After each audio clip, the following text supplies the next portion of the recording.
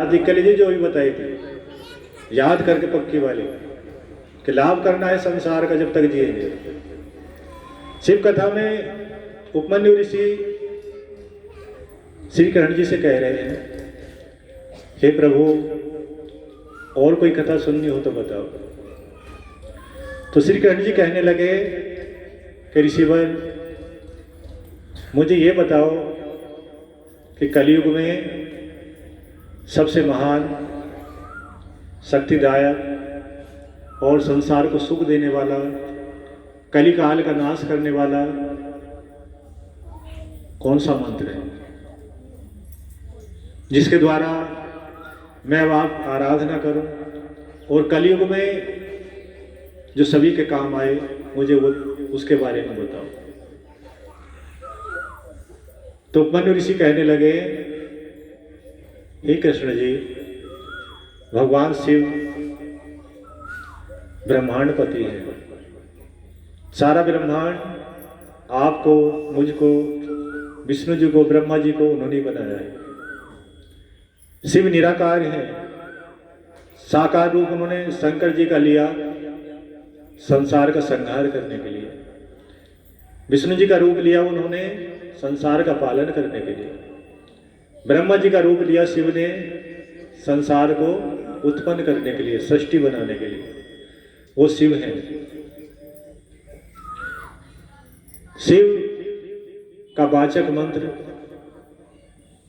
और कली काल में जब पाप बढ़ेंगे, अधर्म बढ़ता जाएगा, धर्म घटता जाएगा, तब भी काम आएगा।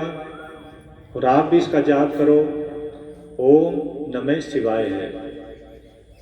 हे कृष्ण जी, ये मंत्र 7 करोड़ मंत्र को मिलाकर बना है। कितने? 7 करोड़। देखने में छोटा है, लेकिन इसकी पावर, इसकी शक्ति, इसका रूप बहुत विराट है। 7 करोड़ मंत्र को मिलाने के बाद ओम नमः शिवाय बना है। और बहुत सारे उपमंत्र, कई करोड़ उपमंत्र, ये तो मंत्र है 7 करोड़, जो उपमंत्र है कई करोड़, उन्हें मिलाने के बाद ओम नमः शिवाय बना। वही कृष्ण जी, एक बार माता पार्वती से भगवान शिव से कहने लगी, हे प्रभु, कलयुग की दशा बड़ी खराब हो गई। अभी से ही लगता है, अभी से हमने कलयुग के बारे में देख लिया है। भक्ति में विश्वास कम करेंगे लोग, धन के पीछे अधिक पड़ेंगे और आपके पीछे कम पड़ेंगे। भक्ति का बहुत कम ध्यान रखेंगे। लगन होगी धन की, भक्ति की कम होगी। उसमें जीवों की क्या हालत होगी। और जीवों को मुक्त करने के लिए उस कली काल में आप क्या करेंगे? कौन सा मंत्र प्रभु ऐसा है जिसके द्वारा कलयुग में आत्मा आपके पास आए, मोक्ष में आए, आपके पास आए, वो मुझे बताए। तो उपमन्यु ऋषि कृष्ण जी से कह रहे हैं, कृष्ण जी, माता पार्वती जब शिव से मालूम कर रही है तो शिव ने बताया, देवी, कली काल में मेरा जो वाचक मंत्र है, जो मुझसे प्रकट हुआ है, वो ओम नमः शिवाय है। कलयुग में इससे बढ़कर मंत्र कोई नहीं जिससे आत्मा को मोक्ष मिले। और इस मंत्र का देवता मैं हूं। इस मंत्र के ऋषि वामदेव हैं। इस मंत्र की पंक्ति छंद है।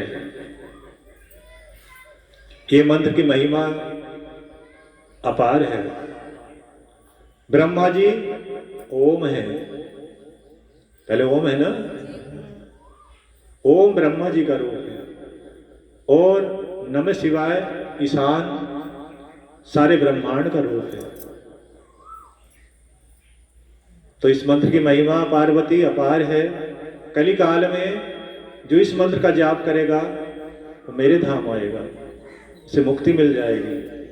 और हे देवी, इस मंत्र को कोई छोटा मानकर या इसकी शक्ति कम मानकर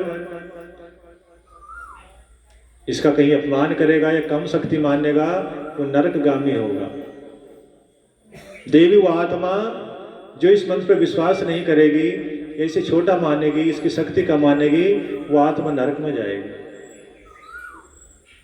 तो देवी कली काल में ओम नमः शिवाय मंत्र जीव आत्माओं को मेरे पास लाने का सबसे श्रेष्ठ मंत्र है। इस मंत्र की महिमा का कोई पार नहीं है। जब सारी सृष्टि का अंत हो गया, मैं प्रलय करता हूँ।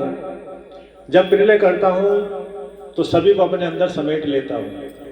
जीव जंतु स्थावर जगम जितना भी सब कुछ है, सारे संसार को, सारे ब्रह्मांड को अपने अंदर समेट लेता हूँ। और जब प्रकट करता हूँ, सृष्टि की रचना करता हूँ, तब बाहर कर देता हूँ। तो प्रलय के समय जब सब कुछ खत्म हो गया, तो हे देवी, मैंने ब्रह्मा जी की उत्पत्ति की। जब ब्रह्मा जी की उत्पत्ति की तो ब्रह्मा जी ने मेरी पूजा के लिए मालूम किया, प्रभु किस नाम से आपको पुकारो। जब भी ब्रह्मा जी ने प्रार्थना की, प्रभु किस रूप से पुकारो, किस नाम से पुकारो, तो मैंने 5 मुखों से 5 अक्षर बोल दिए। एक मुख से ने,